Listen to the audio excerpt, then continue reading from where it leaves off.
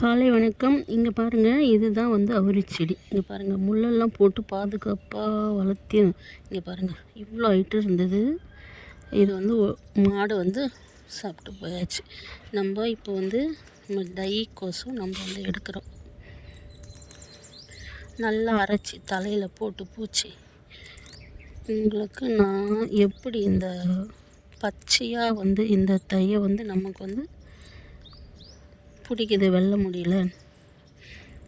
நான் ஏற்கனவே வந்து மருதாணி போட்டிருக்கிறேன் என் தலை.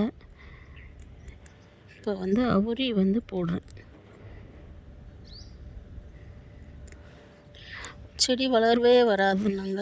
நான் வந்து நிறைய சீடு வச்சுங்கிறேன். அதில் வந்து பார்த்திங்கன்னா